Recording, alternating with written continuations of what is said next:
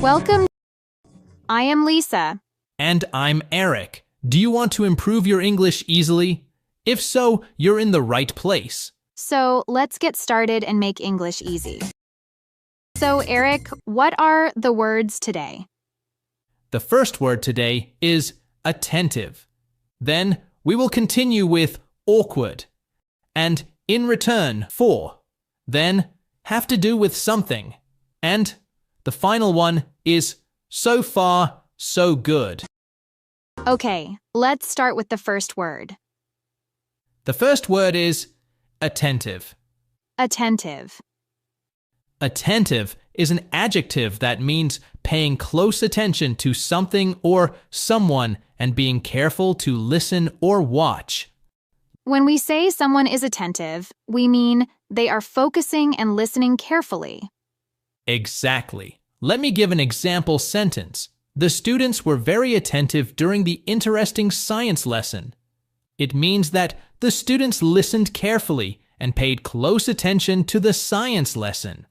Now it's your turn, Lisa. Can you give us another example? Sure. The waiter was attentive to the customer's needs during the meal.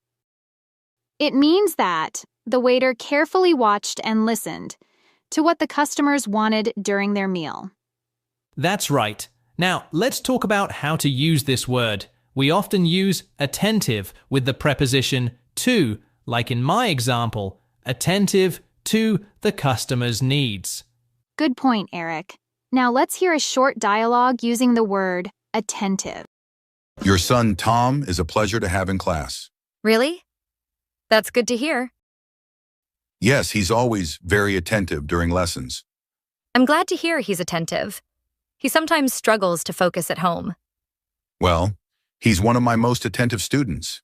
He always listens carefully. That was a good example, Lisa. It shows how we use attentive to describe someone who listens and focuses well. Yes. And it also shows that being attentive is important in school and for learning. So now we've heard attentive in a conversation. Let's talk a little about how this word is used. Eric, what would you say about attentive? Is it a common word? I think it's common in everyday speech, especially when talking about school, work, or being polite.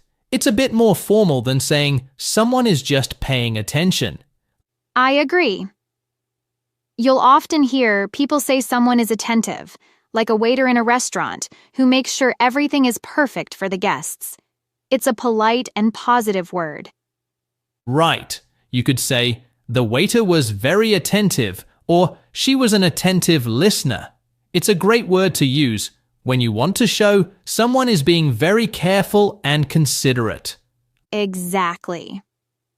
Well, I think we've covered attentive pretty well. Shall we move on to our next word? Yes, let's do that. Remember, listeners, being attentive while learning English will help you improve faster. Great reminder, Eric. Okay, what is the next word? The next word is awkward. Awkward. Awkward.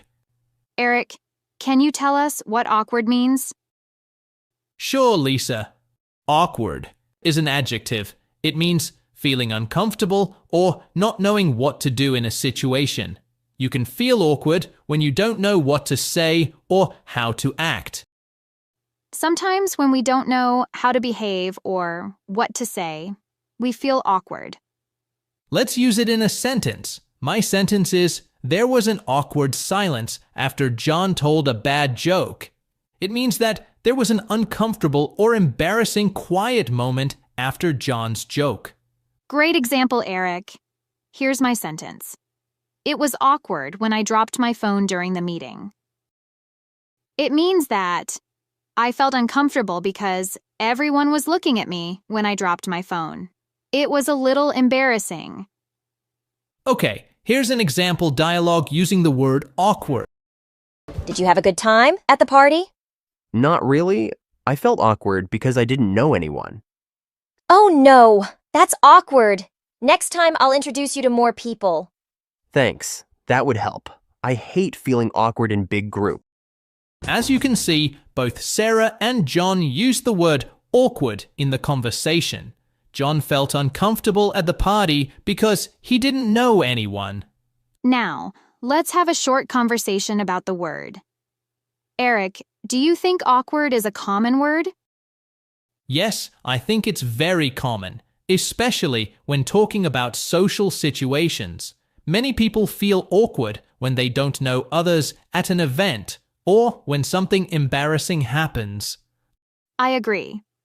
Would you say it's formal or informal? I think it's more informal. We use it a lot in everyday conversation, like when we're talking with friends or family. Exactly.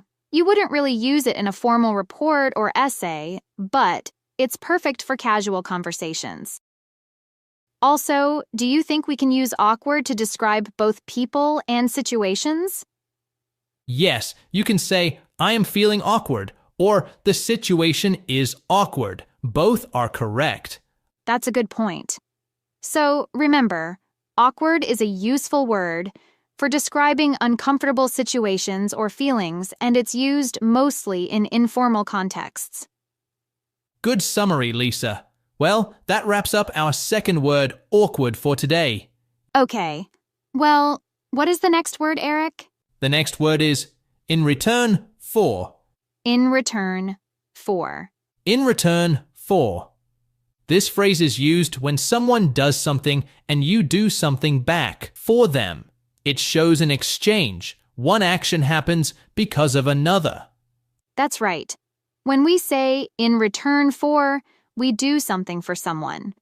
And they do something else for us in turn. Let's give 2 example sentences now to understand it better. Eric, what's your example? Here's my example. He gave me a ride to work in return for helping him with his homework. It means that he drove you to work because you helped him with his homework earlier. Lisa, can you give us another example? Sure. Here's mine. She gave me her notes, and I bought her a coffee in return. It means that she helped me by giving me her notes, and I did something nice back for her. I bought her coffee in return. Now, let's talk about how to use this phrase. We can use in return alone or in return for, followed by a noun or ing form. Good grammar point, Eric. Now, let's hear a short dialogue using the phrase in return.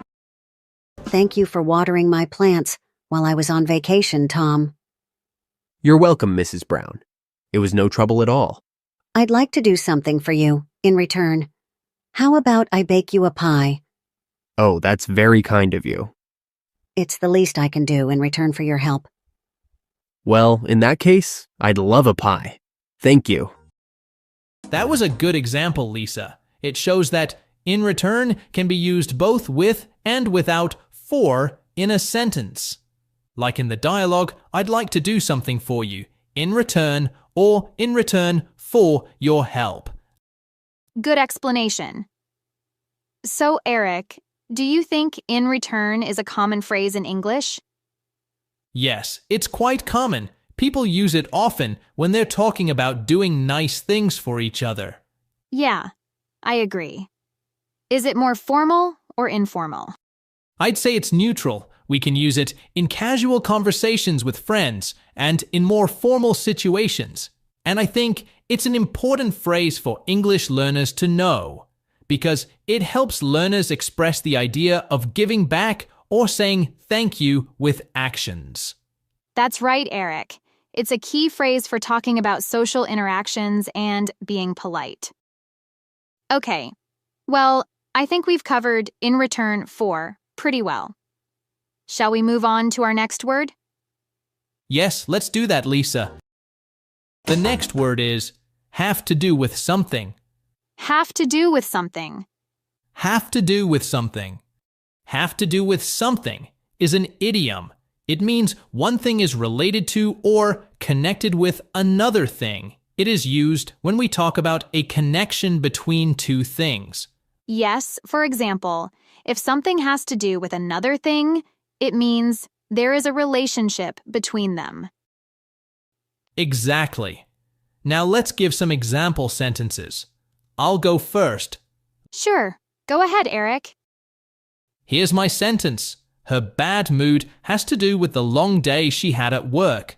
It means that she was in a bad mood because she had a difficult and tiring day at work. One thing, her mood, has to do with the other thing, the long day at work. Great example. Here's mine. The meeting has to do with the new project we're starting next month. This means that the meeting is about the new project. The topic of the meeting has to do with the new project. Right. Now, let's hear a short dialogue to show how it's used in conversation. Do you know why we're having this meeting today? I think it has to do with the new project we're starting soon. Oh, that makes sense. I thought it had to do with budget cuts. In the dialogue, Sarah and Tom use has to do with to talk about why they are having a meeting. Yes, and Sarah found out the meeting had to do with the new project. So, Eric, do you think have to do with is a common phrase in English? Oh, definitely. It's very common in both formal and informal situations. You'll hear it in everyday conversation, at work, and even in news or articles. I agree. Would you say it's formal or informal, Eric? I'd say it's more informal. You hear it a lot when people are talking casually, but you can also use it in work settings. It's not super formal, but it's not too casual either. It's a really helpful phrase because it's so flexible. You can use it in many different contexts, and it works well when you're trying to explain connections between things. Exactly. So remember, when you want to talk about how one thing is connected or related to another, you can say it has to do with that thing. Well, we have reached the last word of today. Can you tell us the last word, Eric? Sure, Lisa. The last word today is so far, so good. So far, so good. So far, so good is an idiom. It's used to say that things are going well up to now or that there hasn't been any problem yet. When we say so far, so good, we mean everything is okay until this point in time. Exactly. Let's give some example sentences to show how it's used. Here's my sentence. We've been driving for 2 hours, and so far, so good. No traffic. It means that for the last 2 hours of driving, everything has been going smoothly. There haven't been any problems like traffic jams, so I say so far, so good. Now it's your turn, Lisa. Here's my example. How's your new job? So far, so good. I like my coworkers and the work is interesting. It means that, up to this point, the new job is going well, and there are no complaints or issues. Now, let's hear a short dialogue using the phrase, so far, so good. How's your science project coming along, Tom? So far, so good, Mrs. Johnson. I finished the research part. That's great to hear. Any challenges? Not yet. So far, so good with everything. Excellent. Keep up the good work. That was a good example. It shows how we use this phrase to give a positive update on a situation.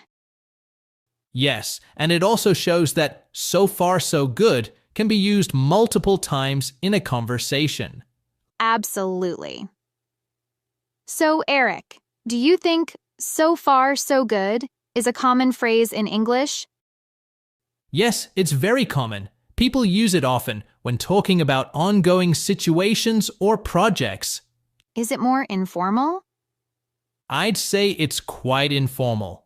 We use it a lot in casual conversations, but it might not be suitable for very formal writing. Good point. Is there anything you would add, Eric?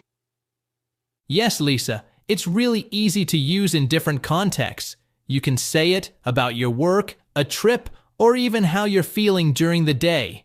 It's simpler than saying, everything is going well until now. Thank you for your short summary, Eric. So, Eric, what are the words today? The first word today is unique. Then we will continue with reliable and to praise. Then to stand out. And the final one is at the drop of a hat. Okay, let's start with the first word, Eric. Today's first word is unique. Unique. Unique is an adjective. It means one of a kind or not similar to anything else. That's right. When we say something is unique, we mean it's special, and there's nothing else like it. Exactly. Let's break it down with a couple of examples. I'll start. Go ahead, Eric. Here's my example. Her style of painting is unique. No one else paints like her. It means that her style of painting is special and different from others. Now it's your turn, Lisa. Can you give us another example? Here's mine. The city has many unique buildings that you won't find anywhere else in the world. It means that the city's buildings are special and different. The design of the buildings is something you won't see in any other city. Now, let's talk about how to use this word. Unique is an adjective, so we use it to describe nouns. We often say something is unique or has a unique quality. Good point. Now, let's hear a short dialogue using the word unique. Wow, look at that painting. It's so colorful and strange. You're right. It's really unique. I've never seen anything like it before. The artist must have a unique style. All of her paintings are so different from others. Definitely. That's what makes her art so special and unique. That was a good example, Lisa. It shows how we use unique to describe something special or one of a kind. Yes, and it also shows that we can use unique to talk about styles or qualities, not just objects. That's right. Lisa, would you say unique is a common word in everyday conversations? Yes, I'd say. It's fairly common, especially when people want to describe something as special or different. You might hear it when talking about art, travel, people's talents, or even food. I agree. You can say something like, this idea is unique, or she has a unique talent. It's a nice way to compliment something or someone. Also, it's a versatile word. So, next time you want to talk about something very special, say it's unique. That's right. Well, I think we've covered unique pretty well. Shall we move on to our next word? Let's do that. The next word is reliable. Reliable. Reliable. Reliable is an adjective that means someone or something can be trusted to do what is expected. If a person is reliable, you can trust them. If a thing is reliable, it works well and doesn't break often. Yes, exactly.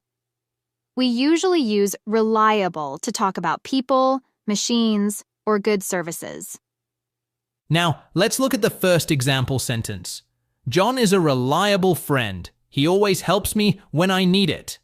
It means that John is a person I can trust. He always does what he says he will, and you can always expect help from him. Here's another example. This car is very reliable. It never breaks down even after many years. This means it works well and doesn't have problems often so that you can drive it for a long time without problems. Yes, and remember, reliable is usually used in a positive way. It's a compliment to call someone reliable. It shows they are trustworthy and dependable. Good summary. Now let's move on to a short dialogue to show how reliable can be used in a conversation. We need to make sure we give the project to someone reliable. I think Sarah is the best choice. She's always on time and finishes her work. She's very reliable. I agree. Let's ask Sarah to take the lead. In the dialogue, Anna and Tom discuss giving the project to someone reliable. They trust Sarah because she is responsible and dependable. Yes, this shows how reliable is often used to describe people who do a good job and can be trusted. It's a great word for describing people or things that do not disappoint you. So, Eric, do you think reliable is a common word in English? Oh, definitely. It's a very common word, especially in both work and personal situations. You'll hear it when people are talking about someone they trust or something that works well. It's not too formal or informal, so you can use it in many different contexts. I agree.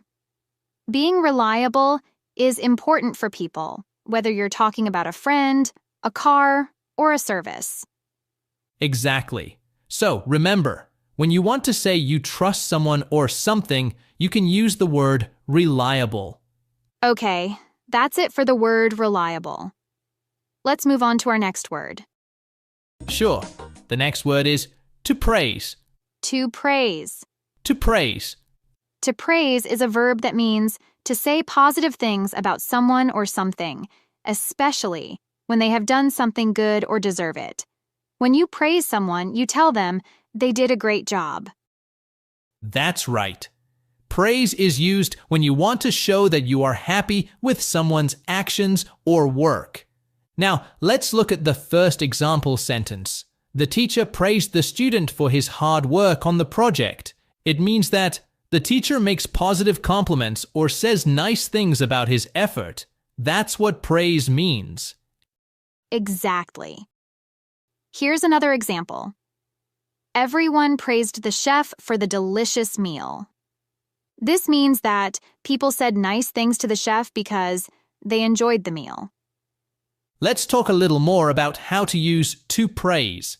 We also often use it with the preposition for to explain why someone is being praised. For example, she was praised for her hard work. And there's also a noun form, praise. For example, the employee received a lot of praise for his project. This means people said good things about the project he worked on. Now, let's hear a short dialogue to show how praise can be used in a conversation. I heard your boss praised you for finishing the project early. That's great. Yeah, it is good to be praised. I worked really hard on it. You deserve the praise. Keep up the good work. It's nice dialogue, isn't it, Eric? Yes, and it is clear how to use praise and in which situation it can be used. I agree. So, Eric, would you say to praise is a common word in everyday conversation? I'd say it's somewhat common, but more in formal or polite situations. You might hear it in workplaces, schools, or when talking about achievements. Instead of praise, people sometimes say things like compliments or say nice things in casual situations. I agree. You often hear it in more formal settings, like when teachers, bosses, or judges talk about someone's good work. It's a positive word, and it's a good way to show respect and appreciation. Absolutely. So if someone did something great, don't hesitate to praise them for their hard work. That's great advice. Well, I think we have explained praise pretty enough. Let's move on to the next word. Okay, the next phrase we're explaining today is stand out. Stand out. Stand out. Stand out is a phrasal verb that means being easily noticed or different in a way that catches attention. Yes, when something stands out, it's special or different from the rest. It could stand out because of how it looks, how good it is, or how unique it is. Exactly. Let's give some examples to help explain it better. Here's my example. Her bright red jacket made her stand out from the crowd. It means that because of her bright red jacket, everyone could notice her easily in a large group of people. She looked different from the others, so she stood out. That's a great example. Here's mine. His talent for playing the piano really makes him stand out from other musicians. It means that his ability to play the piano is special, and he's different from other musicians. His piano skills stand out, meaning they are noticeable and unique. Perfect. So, as you can see, stand out is used when someone or something is different or better than others and can be easily noticed.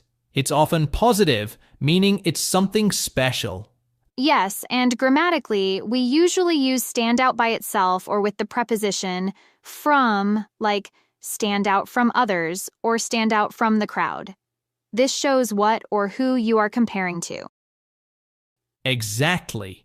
Now, let's listen to a short dialogue to show how stand out is used in conversation. This painting really stands out. I love the bright colors. Yeah, it's the most interesting one here. The colors and style make it stand out from the rest. I agree. It's hard not to notice it. In this dialogue, Anna says the painting stands out because of its bright colors. This means the painting is easy to notice and different from the others. And Tom adds that the colors and style make the painting stand out from the rest. This means that compared to the other paintings, this one is the most noticeable. So, Eric, what would you say about stand out? Is it a common phrasal verb in everyday conversation? Yes, I'd say it's very common. You can use it to talk about people, things, or even special or different ideas. It's a flexible phrase and can be used in casual or formal conversations. And remember, it's usually a positive thing when something stands out. Absolutely. So, next time you see something special or different, don't forget to say it stands out. That's great advice.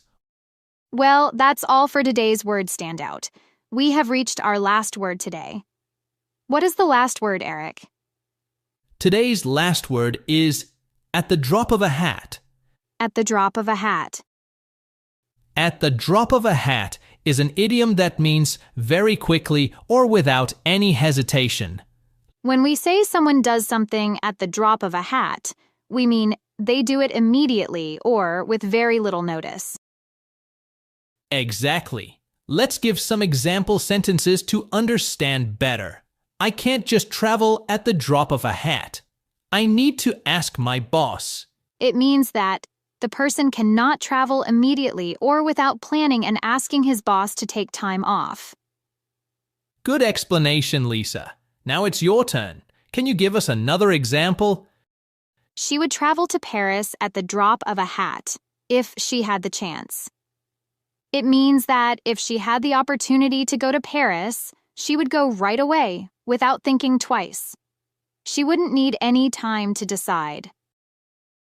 Now, let's hear a short dialogue using the phrase at the drop of a hat. Hey, Mike, want to go to the beach this weekend? Sure. You know me, I can go to a beach at the drop of a hat. Great. I'll invite John too. Do you think he'll come? Probably not. John never does anything at the drop of a hat. He likes to plan everything. That was a good example, Eric. It shows how we use this phrase to describe someone ready to do things quickly and spontaneously. Yes, and it also shows the contrast with someone who doesn't do things at the drop of a hat. Absolutely. So, Eric, what would you say about at the drop of a hat? Is it formal or is it common in English? It's fairly common, especially in casual conversations. People use it when they want to emphasize how quickly or easily something happens. That's true. What about being formal or informal? I'd say it's quite informal. We use it mostly in casual speech with friends or family, not in formal writing or presentations. Additionally, it's a colorful way to express the idea of doing something very quickly. It's more interesting than just saying very fast or immediately. That's right. It adds flavor to the language and helps learners sound more natural in casual conversations. Okay, well, I think we've covered at the drop of a hat pretty well and reached the end of the podcast today. Yes, Lisa, I hope our followers found today's episode helpful. I hope so, Eric. Okay, thanks for listening. And keep practicing your English. Stay tuned and bye for now.